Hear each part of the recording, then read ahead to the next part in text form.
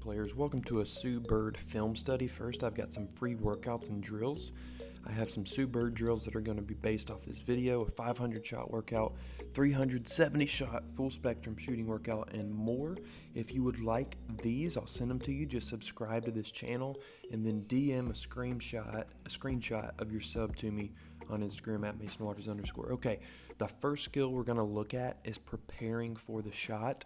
So the keys when you are preparing for the shot, so this is when you're on the perimeter or maybe you're in the mid-range area, you're getting ready to receive a pass. The keys are to have your hands up, knees bent, and your hips back. You can also dip the ball when you catch it. I know some coaches will tell their players not to dip the ball. I personally am a advocate for dipping the ball. It gets you rhythm and it gets you balance. The third thing is to have your pivot foot ready to meet the pass. And then the fourth point is to stay square through the shot. So we're going to look at a couple clips here of just preparing for the shot from Sue Bird. So it's going to be very simple fundamentals. So here's the first clip here.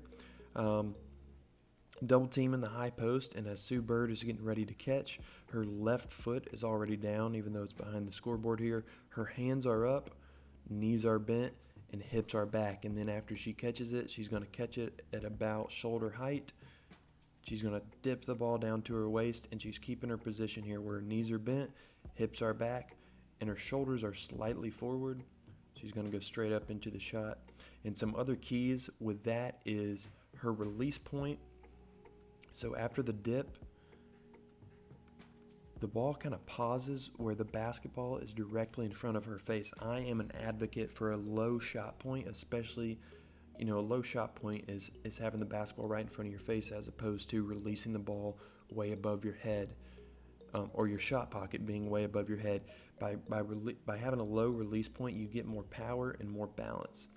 Then there's backspin and, of course, a swish. All right, so much of the same here. This is actually a relocation, which is what we'll look at here in a second. But the ball's in the post. You've got a screen on the elbow, and then Sue Bird is going to space out for three. As she's spacing out, she is showing her hands right here. So from this point all the way over to the wing, she's showing her hands. And as she catches it, she's going to dip the basketball. So you can see the basketball's low at her hips. Her hips are going to be back again. She's going to be balanced, hold the follow through, and go straight up.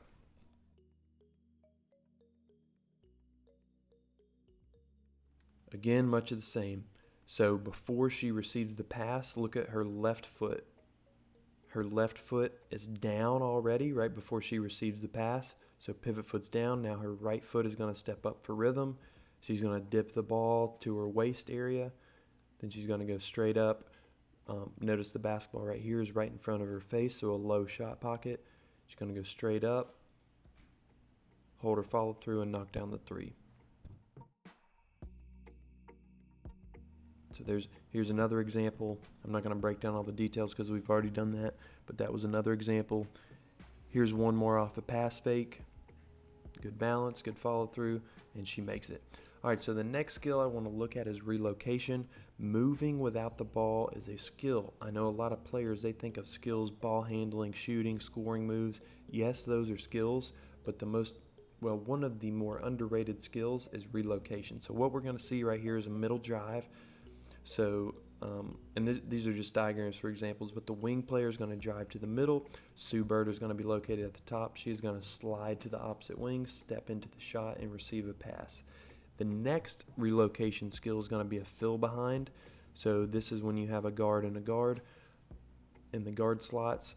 So a guard's going to drive to the paint, get in the block area, and then Sue Bird is going to fill behind, step in to meet the pass, and knock down the three. So here's the first one. Drive and kick.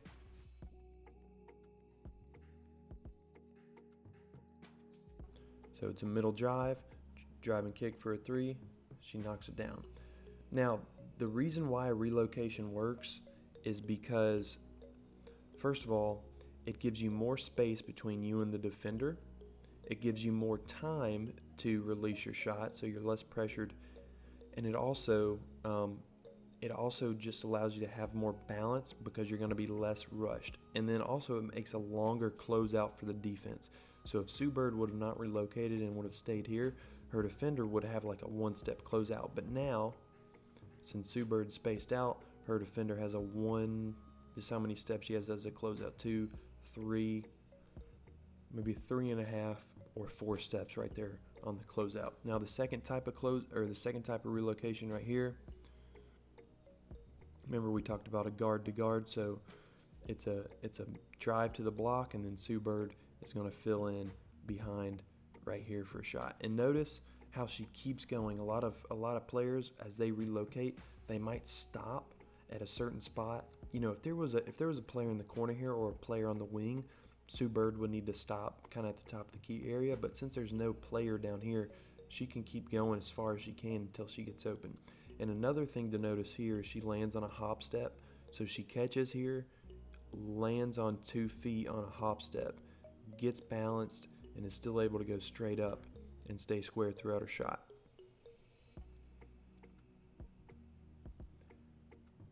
Here's a clip I really like because it's a double relocation, which proves the point that you've got to really work hard to get open. So the first action is a middle drive. She spaces out, and it looks like it might have been a flare screen for her, but it didn't work. But she relocates right here, going to the right. Ball is fed to the high post, and now she's going to space back out to the left and knock down a 3 here. So good offense involves relocating multiple times in a possession. You've got to keep working to get open. All right, here's another one. This is just a pass and space out. It's not really a hard drive right here, but still the spacing out. The spacing out now allows for, like I said, the longer closeout, and Sue Bird has more time to knock down the 3. All right, so this is just a skill I wanted to cover here, just shooting off of down screens and footwork and balance. So right here on the down screen, Sue Bird's going to catch the ball. She's going to establish her left foot as her pivot foot. She's going to dip the basketball, get as balanced as possible, and then go straight up for the jump shot. Notice too how her body twists. Her body twists a tad, but the goal on down screens, or what a lot of players do wrong, is they'll shoot this shot and their hips will go from facing the rim and their shoulders facing the rim. By the time they release it, their hips and shoulders will be facing like the ref. So the key on these is to just stay square throughout the whole shot. All right, so this is another play I wanted to cover. So we're past shooting and we're past relocations, but now I want to talk about spacing and reads. So right here, this is a very simple play. You have what some people call 3 on the fence. So you've got 3 offensive players on the weak side spacing the floor, and then you've got a side ball screen. So on the side ball screen, what I really like here of Sue Bird is she is spaced out into the deep wing.